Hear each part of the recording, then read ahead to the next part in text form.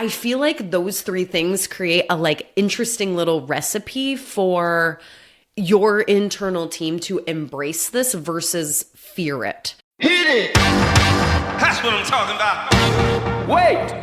Okay, now, from the beginning. Hit it, boys. Welcome to Higher Ed Pulse, your no-fluff guide to artificial intelligence in higher ed. I'm Mallory Willsea, bringing nearly 20 years of edtech and marketing expertise straight to your earbuds. Higher ed leaders are expected to master AI overnight, but let's be real, no one has time to sift through every headline, hot take, or research report. That's why every Monday, I'll break down what actually matters. Fast, clear, and to the point. Want to sound like the smartest person in the room at your next team meeting? You're in the right place. Let's dive in. Welcome back to Higher Ed Pulse. Today's episode is a blueprint. Clark University is developing 7 purpose-built AI agents for their advancement team with defined roles, budgets, governance, and human oversight. If you've heard the hype about AI agents and have been wondering how to move from pilot to practice, this episode's for you. Today, I'm joined by Joe Manok, Vice President of Advancement at Clark University and founder of GlobalPhilanthropy.ai. After 8 years at MIT leading principal gift programs, Joe has led fundraising strategy at Clark since 2023. His work blends philanthropy, governance, and emerging technology, all grounded in a clear belief: relationships stay human and infrastructure gets smarter. How do I know that? Because Joe is developing these 7 agents, and I'm so excited to talk to him about that today. Joe, welcome to the Pulse. Hi, Mallory. Thank you for having me.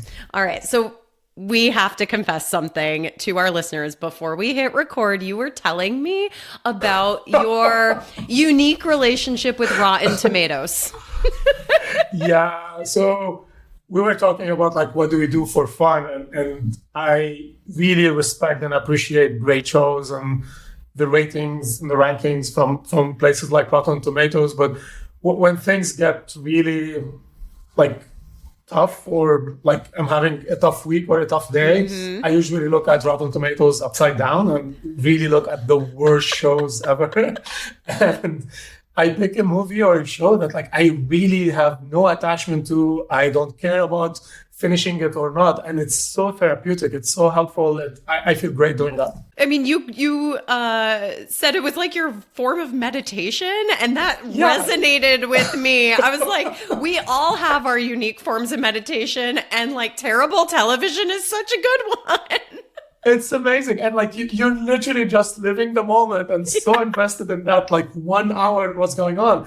And you genuinely don't care about anything else, but also you don't care about that show moving on, or they released this and there's a plot twist and all the thinking that comes with great shows that of course we watch as well. I mean, I think listeners know at this point that I am obsessed with reality television. I mean, but when this episode drops, Survivor 50 will have just premiered, and oh boy, let's go. Competition reality TV. I won't call it bad. Competition reality TV is my version of your upside down Rotten Tomatoes. It's too good. All right. Well, we are here to talk about AI agents. And folks, if you've been paying attention to how large enterprises are deploying these agents, there is a clear pattern that's emerging. At Morgan Stanley, for example, 98% of advisors now use an internal OpenAI powered assistant every day. It's embedded in how they work. But here's what's interesting. They did not launch AI everywhere at Morgan Stanley. They launched it with discipline, with controlled access, a very defined tool, tight identity and permissions, and human oversight was built in from day one. So there's a model. And the organizations, I believe, seeing real results are starting with their internal workflows, and they're clearly defining jobs for their AI agents. So they begin with those support roles, and then they let the agent assist before it acts independently. And that's what led me to Clark University. Joe was posting on LinkedIn recently about these 7 very clear agentic roles, from a research coordinator to a donor stewardship officer and a few in between.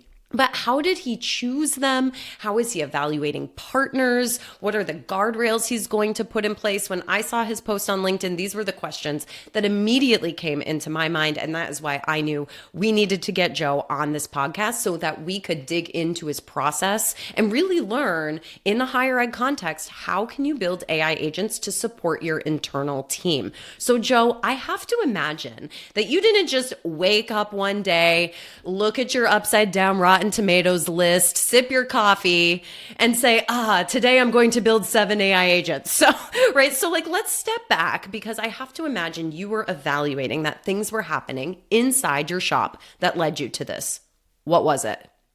Great question, and thank you for the framing. So to start with, I didn't start with AI agents. So I started with a traditional campaign with traditional consultants. We ended up with really, really, really good plan that I was super proud of. It was reviewed by the board in May 2023. And then I got the most annoying question by the president, who was involved in this plan. And he was asking me, like, are we like gonna be proud of this campaign when it's over? And like, is this the best campaign that we can do? Is this the best version of a campaign? And my mind automatically went into the data points, right? We have financial resources, we have human resources, we have tech resources, and we maxed out every single one of them. We optimized. And to me, it was like, yep, there are things I can't afford right now. Technology was one of them. At the time, we were running on Razor's Edge. Since then, we upgraded to NXT. But like that's the best I can do right now. I will use AI and technology, because that was like months after ChatGPT started. And he said, like, take a few days to think about that. And if that's the answer, let's do that. But before we jump into implementation, I just wanted us to be thoughtful about it. And around that time, I went to a case conference and I met multiple colleagues there who were thinking about the same thing. ChatGPT was like literally month 6 or 7, if I remember correctly. And we were all pausing and thinking. My background is computer science. And at some point in Beirut, I moved from computer science and working on advancement operations to become frontline fundraiser in New York. And I remember every person I knew who knew about advancement was telling me, this is the point of no return. Either stay on the operations side or you're moving to the fundraising side. Are you sure this is what you want? And then when I moved to MIT, I was still on the principal gift side. And then when I moved to Clark, and because of this question, I realized that actually at MIT, we were working on being bilingual. And that involved like, can you be fluent in computer science and biology, computer science and sociology, computer science, urban planning, and like build those bilinguals who can understand both and start using AI. So we never use that in an advancement context, because what we usually do is in large organizations, we don't have time. And in small organizations, we don't have money. While at Clark, we don't have either, but I got a president saying, go experiment, go fail, do it in a contained environment, and try to be unconventional, so to speak, which is part of our motto. So with that in mind, we built a lab, an AI lab, where we could experiment with this technology, knowing that we had no idea agentic AI is going to be a thing, but knowing that technology is moving fast and things like agentic AI are going to be part of the hype cycle, and some large companies are going to invest in it, which means it can be easily commercialized at some point. So we worked on multiple things, but going back to like the technical part of your question is we didn't focus on technology or AI. We looked at the bottlenecks, and the bottleneck was like specifically a friction point. It takes us days or at least 10 hours to produce a quality, detailed profile, research profile. It takes us like sometimes minutes to find the right PDF in a huge campaign toolkit that might have hundreds or thousands of documents if you're a large organization. And the deeper issue wasn't like lack of effort, so to speak, to like find this information. It's just like it's structurally difficult to get what you want, and it takes you a lot of hours, and that's like draining our team. And we realized that I think that the problem is more structural than looking at this new technology as like, this is like the email, you can have it as an assistant, or this is like Zoom where you can like save on your commute. This is much more transformational. And when we look specifically at AI agents, we realize that what we've been experimenting with for almost a year and a half on the research side, and that would be the equivalent of having a research assistant, has grown with technology becoming more available, but also with our knowledge of how to use it, to maybe now it can be a research coordinator. And that's why if you see in the announcement, some of them are officers, some of them are coordinator, and that has to do with where we are in our readiness in these areas, and what are we comfortable with, and what kind of knowledge do they bring to the table. And the reason we used human titles is it really helps us better understand, like, this is the complexity of this AI model. The intelligence of that model and the learning of that model is at this level of a human. And we will always be like the final say in terms of how we implement things or how we review the content that comes out of it. And everything in our case is 100% human. Wow. Just listening to you talk, like about 20 different thoughts popped into my head. One of the first was you started with the problem, right? You identified your goal and then you went and found the tools that were going to help you solve the issue and not the other way around. And I think when people are getting stuck or are moving slowly with AI, it's because they're approaching it from the other way. They're saying, I need to apply AI because I'm hearing about it or because I'm getting pressure from somebody.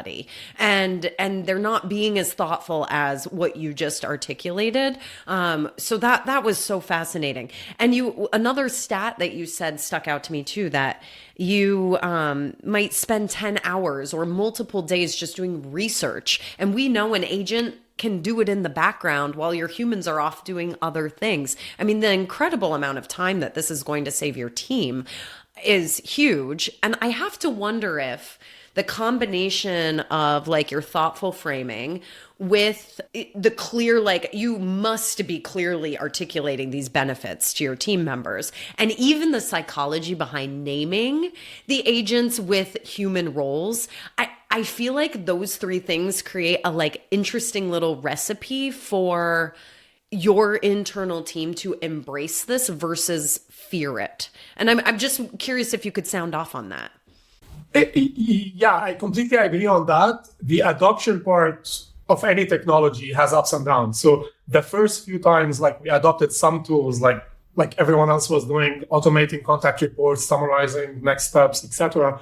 The adoption was lower. And one of the things we try to do is like to use a trick from Facebook, so to speak, when they faked scarcity. They would have like made it a community open to everyone, but they started by saying, we're going to pilot this with only Harvard students and it's only for harvard.edu. And then they opened it to any student with a .edu. And then they opened it to the world. And at that time, I remember like we were craving more as opposed to like, we all can do it like next month, next week, like anytime that it's available or it's accessible to me. So we did that scarcity a little bit, that we piloted certain things where we only had 3 licenses or 5 licenses. And that didn't create competition, but created more tolerance and adoption. But also in parallel, we piloted one project at a time. Even when we have a lab now and we can test multiple things at the same time, the research component, I personally spent a lot of my personal time like coming up with a detailed prompt and then kept making it close to a super prompt now that not only would put your first name, last name, and like job or company, which we would usually put on Google to search for you if we're engaging with you, if we want to learn more about you and the board memberships and what have you. But also after getting to that detailed prompt, I ran it against the Council for Advancement and Support of Education's codes from like guiding principles of how we work, our mission statements as organizations, the Association of Fundraising Professionals, Code of Ethics, just to make sure that it's in compliance with these things. Ran it against GDPR, the privacy law in Europe, against like the California laws, and against some draft laws being drafted right now in 5 or 6 jurisdictions. And the reason is we wanted to get to a place was like, if we're using this, that should be as easy and as ready as possible for the human who has the final decision of what to compile and what to do. So the 2 routes you can go there is you can go with, I'm going to do this, and then we're going to get to a place where I can run the team on a third of the researchers, so to speak. In our case, we're small, we can't do that. We have 2 great colleagues and we can't like trim it even further. But if you're a large organization, you might decide to do that.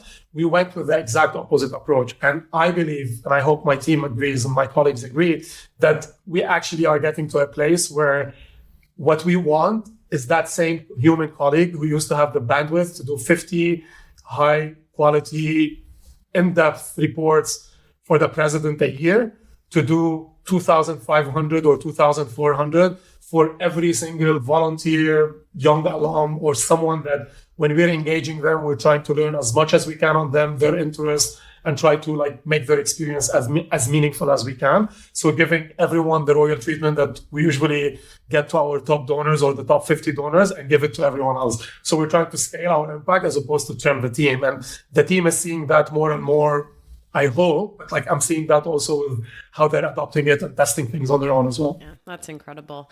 Now, boundary definition has to be part of the process, of course. And I'm curious that like, as you made decisions about these 7 agents, how are you thinking about the information that they will or won't be able to access and the actions they will or won't be able to take without some human oversight? So let's take the research example, because it was like using ChatGPT deep research. So it's using a deep research function that goes deeper into getting the data. And then it gets you after each sentence, a footnote that when you click on it, it will tell you from this article, this is a quote that Joe said publicly, or this is something that's in my bio, and this is clarku.edu. So if that's the case, then a human researcher can do exactly their job. We're not putting guardrails. It's just the first draft is coming to them. And instead of them going to the data and browsing the internet for hours to filter for this information, the information is coming to them as a first draft, but nothing is going to the president, nothing is going to the fundraiser, nothing is communicated with the donor. It's just, instead of using Google and seeing them in a certain format, you're seeing it in an exactly opposite format of it's in a Word document already. It's already formatted and the content is with you. You don't like the source or the reference that's used, you just take it out. So that radically simplified the review process to like 20 minutes, 30 minutes, and then generation for 10 to 15 minutes. So now what we're doing with the agentic part is instead of putting first name, last name, and company, and do that one time, and then my human colleague would review it after 15, 20 minutes, with agentic, you can put 100 names, and you're only sharing first name, last name, company, and saying literally, go to this Excel file, pick first name field, last name field, and corporate field, and run this whole process 100 times. Or run it for 2,000 names, and every time you finish it, export to Word and notify the human who's running this process. So instead of that person spend thousands of hours a year, all of this is coming to their inbox and we can pace it in a way. Now, if you think of it as a human, and that's why we use some terms to remind us that we don't bring a human and just have them start the job. We do onboarding. We try to test things. We train them. We put metrics for them. We do performance reviews on a regular basis. We fine tune these things. And in this case, if things go bad, or the fundraiser or the researcher, the human basically feels that this is not working for me, we just turn off the agent. We're not like, it's not in control. It doesn't have the data. It doesn't have anything. Just turn it off and put it on hold or shelf it until we figure out what to do. And everything we've done with it is already logged there. And we have like an explainative version of what did we do? What did we capture? How we did that. And that's archived for future use. Nice. I'm curious, like, and I guess I don't know if this will occur given the roles you've outlined, but I'm wondering like what you anticipate doing if like an agent recommends something sensitive. So that's an amazing question. And that used to make me lose a lot of sleep when we started. And when you think about it, it was also one of the like top 5 questions I would have whenever I talk to colleagues. And then every time we're at a panel or talking publicly or posting something, the questions that we get around the ethics of using AI, how you're using it, how do you build kind of guardrails. So what I started with is thinking about the Department of Defense, because what they do is they have the defense readiness conditions, which I used to see in those bad Rotten Tomato movies. So when you look at like the defense readiness, they say the United States is in DEFCON 4. The president could make it DEFCON 3. The second he says that, every person who works in a government building, in an airport, in an embassy, on an airbase, they know exactly what that means. They know if they're allowed to take a vacation. That clarity around readiness, we have it in other things. So we have it in industries, we have it in like environmental conditions for companies working with chemicals. We have it for product readiness, but we never did it for our industry. So we developed, and that's why we created GlobalPhilanthropy.ai. We've developed an AI readiness framework for the nonprofit sector, so for universities, hospitals, and other nonprofits. And then we built around it an ethics maturity framework.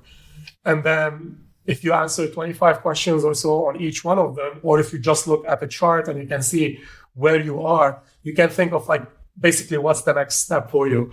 The first thing we did, basically, but at the heart of your question is anything related to AI decisions cannot happen with advancement. So as a VP, and I have the legal right to actually get vendors, we have a process internally on how we vet them. We have like a group of people who would like decide which vendor to go with. I bypassed that right for anything related to AI, and I gave it to a set of colleagues outside of advancement to do that independently of us, so that they're deciding not only on the vendor, but also this particular tool is ethically acceptable at Clark. And if we share this at Cornell or at MIT or at any other organization, they might have a different decision. So everything is filtered through that ethical lens of our institution. And we deal with it just like when we have any other conversation. Should you accept money from this corporation or from this donor? Usually you have that conversation internally, and you have a set of people and set of values and guiding principles, and it helps you make that decision. And we put that in the gift acceptance and advancement policy. And we also had the board approve that and give us the mandate to use AI with an oversight from the advancement committee of the board on every tool that we're using. Every 6 months, they get to review it and see if it's doing what it's intended to do, just like they review everything else we do. From our short conversation, I have to say I am not surprised at how thoughtful and thorough you approached that. From what I'm learning about you, Joe, like that seems to be a through line for how you just go about things. Thank you. It wasn't just a question from the president. So the question triggered this chain reaction, but it's a web of colleagues, particularly the president, our advancement committee of the board. The head of the committee was the first person to bring the topic of AI to us, and her husband, Kevin, her name is Erica Penn. Kevin and Erica helped us a lot in the first conversations, how to think about AI and how he's using it in his company, and how privacy and security and the guardrails are extremely important. So it took like probably 30 people to get to that. I'm just happy to be the person delivering the message and helping with shaping the vision for it. Fantastic. Well, you brought up the word vendor. And so I got to ask you about partner evaluation, because the post I saw was, your advertisement for, hey, we're creating these 7 agents and we would like to evaluate partners to help us do that. So tell us a little bit about that process. So whenever we're assessing anyone at Clark or assessing any product or a service, we value the kind of partner we're bringing to the table. So that's a Clark thing, in addition to being something that I personally value as well. But the main thing was we're trying to not move our data at all. So for the first part, when we established the Clark Advancement Lab, the reason it ended up being the ever true Clark Advancement Lab is we looked at what kind of a company they are. What did they do in the past 15 years? Are they learning, and is their product evolving as well? Or is this just like the same product they had 10 years ago? They just added an AI layer now because there is a hype. And there are startups that we work with, but they have the same mindset. They have the same values. We meet with them just like when you interview someone to join your team. Like we do the same thoughtful, multi-layered, purpose conversations to try to learn what kind of person they are, what kind of an organization they are, try to meet multiple people there, see staff turnover. So we do all of that before we kind of partner, because we think this topic is so sensitive. And if they make one step on the ethics maturity that's a little bit more aggressive than what we're comfortable with, it could damage our reputation. So we're extremely conservative with that. And with Evertrue, we found a real partner in this. Now, when it comes to other vendors, for example, we work with another Mallory for a product called Practivated. So this is a tool that will help do some sort of online coaching. So you use AI, you're not sharing any donor data. So that was like a starting point. Mallory was among the people who were extremely skeptical about AI. So that was another great point. And then the third point was she built a product that represented her values. And her values are public. She's been talking about them for a long period of time. So what we ended up with is I'm using AI to figure out before I talk to you or I make an ask that you're a consistent donor and you're upset about something and like you put the persona of that donor, then you're having a human to AI conversation that's audio driven. But then I'm getting an evaluation of how much did I talk? Did I ask the right question? And kind of doing an assessment for you and then making recommendations. It's still me deciding how I'm going to approach that. It's still a human talking to the donor. But that level of coaching, for some people, it might be like much more easy or much more relaxed. So it's more like trying to mimic what we do in personal relationships, how we select donors, how we select team members. We're just trying to replicate that with vendors as opposed to just looking at terms of reference and looking at statement of works and so forth. Yeah. I'm going to have to meet this other Mallory. Hello. Like, there aren't a lot of us out there. Absolutely amazing. She's also among the co-founders of fundraising.ai. And when they worked on it, they were the first in the space. They met at a conference and then they started ideating. And it's one of the largest conferences and ecosystem around nonprofit fundraising. Cool. Very cool. So one thing that you mentioned to me right before we started recording, which we got to talk about it. I am obsessed with the fact that you are hiring somebody to manage your AI agents. Like brilliant, absolutely brilliant. Tell us more. Absolutely. So the position itself was like promoting a position that we already had as an FTE. So we added values and responsibilities to it. And now it's a senior executive director for advancement insights and AI strategy.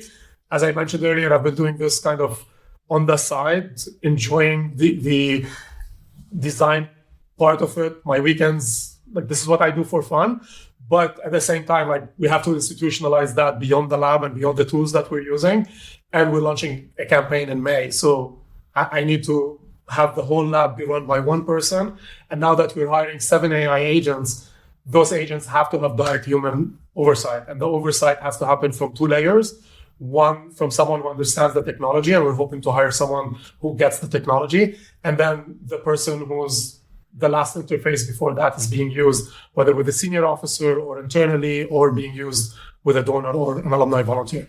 What kind of experience are you looking for someone to have in this type of a role? We're really getting out of, there's the job description and skills and all of that, but we're really getting out of the business of being too rigid around experience, because what we're realizing is this technology is moving too fast. And even for fundraising. Why I asked. Yeah. Exactly. And how we're doing fundraising is also changing fast. So we're looking more around like people who want to learn on a regular basis. I know we say that as universities that we're hoping or we're working towards having lifelong learners, but we're genuinely looking at people who have our values, are lifelong learners, and they want to make an impact in the world. Otherwise, they'll be in the for-profit sector doing their own impact in the world, or they'll be in government doing that kind of impact in the world, that representing the United States or national interests or protecting us. In our case, we want someone who's interested in the nonprofit sector, as the primary reason. They actually are interested in learning and they genuinely want to make an impact. The rest of it is things we can learn from each other. They can do that, and then 6 months later, the job will change and they'll have that flexibility of learning and adapting. So, hey, we got to talk ROI because, like, let's flash forward. You've implemented these AI agents. We're a year in. How are you going to say and know that the work you did was successful? You've spoken like my colleague Dan, who's the CFO. I'm like my president and the board. So absolutely, what we're doing is we're trying not to go into the business of doing things that are cool, but like to look at it from the perspective of what's the ROI, and if we can't quantify it now, how much time do we need for this pilot to either sunset or like to actually turn to something that we can quantify the impact of having it on the team. And my best example I can think of is cinder blocks. Going back what you said about like you're starting from the problem. Cinder blocks been there for like almost 100 years. They used to be like an actual block that was heavy, that was not stable as a structure, and was expensive to produce. And to solve for these three things, they made them hollow in the middle, wider, and they became cheaper and lighter. That is the kind of things we're looking at, as opposed to, and it's one of my favorite products in the world, in theory, is Google Glass. It's the most advanced technology we ever had, way before any of us imagined it. But at that point, they were not solving a problem. They were just bringing technology in a place that, all these technologies can be brought together, but they didn't solve a human problem at the time. And that product was used by almost no one, or like people started shutting it down before in some municipalities and cities and restaurants and what have you, before it was commercialized. So when we're looking at ROI, we're looking at what are we solving? And anyway, how did we quantify that before? So part of the reason why we picked also the human-related titles for comparability, how did we do that when it was a research assistant and now it's a research coordinator? So we're looking at the quality, we're looking at the efficiency, how much we're saving in terms of hours. We're looking at inclusivity, because part of like the approach is if you just work on the efficiency, then you can trim from having 10 researchers to 3 researchers and just produce the same output. If you want to be more inclusive, then instead of using the research power that you had with the humans to produce only for a tier of donors, you can produce the same quality for every person that you work with, for every volunteer, given that royal treatment that we all aspire to give or get in our own institutions. And then specifically because we're an advancement shop, the giving level. So on the fundraising part or the monetary part, what's the portfolio velocity? Are we moving faster in conversations? How are we moving from identifying people? If we're using in the future predictive analytics, how can we quantify how much time are we trimming from searching Excel files for days to like hours of getting who should we talk to next? And then how much are we moving from identifying that name to like reaching out to them, qualifying them, and so forth? You know, Joe, as we wind this down, I'm putting myself in the shoes of the leader who is listening to this conversation and sitting there saying, you know, I really want to do this too. What's your advice to them? Like, what is their very first move that they can go do this afternoon? It's something I live by every day. I start with writing a personal position statement. I wish I did that before I started downloading apps on my iPhone, but it's something personal, so I was okay with it. But working on something like this, like a technology that will have a huge impact, if you have children, how your kids work or learn, if you have colleagues, how they interact with each other, and like the future of our community and our mental health and well-being. In terms of productivity, how we interact with donors and how efficient and how good of stewards we are for the resources they entrusted us with. So I sat down and I wrote something very private. I'm not sharing it with other people, but I go back to it on a regular basis and try to be true to what I'm comfortable with, what I'm not comfortable with, and things that I think we shouldn't be using to be the best advocate there is for that. Once I completed that, I still repeat a process on a regular basis. I start with one pilot at a time. I don't care about what anyone else is doing. So I don't care where we are in terms of like, we're top of this space or we're not using this space at all. We might be bypassed by everyone else. It's more about us and our pace and doing things in a solidified way and move to the next step. So I start with a pilot. I'll bring in some team members, specifically people who are skeptical about this technology, pick one thing at a time, and then solidify that or scrape it, and then look at the next. And then whenever you're doing that, you start seeing patterns. You get to see what you like and you dislike, how your team appetite is, and then adoption. And then you can slow down, you can accelerate. As long as you have clear scope, you have the human oversight, and you have a kill switch. You can like decide to shut down the project anymore. Yeah, that is the blueprint, friends. Like right there. That is the blueprint. Amazing. Well, Joe, the last half hour has just flown right by. I so appreciate your time and chatting and giving all this great information to our Pulse listeners. I have to imagine someone's going to say, where can I find Joe? Because I got to ask him 20 more questions. Is LinkedIn the best place to find you these days? Absolutely. Just add me to LinkedIn or reach out if you have any other way to reach me, just like do that as well. So grateful for you, Mallory. This is absolutely amazing. And you're one of the most thoughtful people I met, really. Like the way you approach this has been amazing. And the way you're looking at the future of our industry is really humbling. Thank you for having me. Thanks, Joe. And listeners, we'll catch you next week. Bye-bye.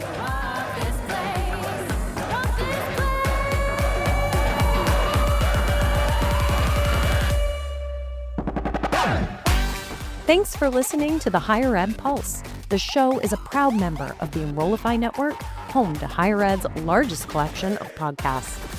Enrollify is where higher ed goes to grow. So be sure to check out our other podcasts, webinars, video clips, blogs, and more. Visit Enrollify.org and subscribe for all the latest details and content drops directly to your inbox. Enrollify is brought to you by Element 451, the digital workforce platform for higher ed. Learn more at element451.com.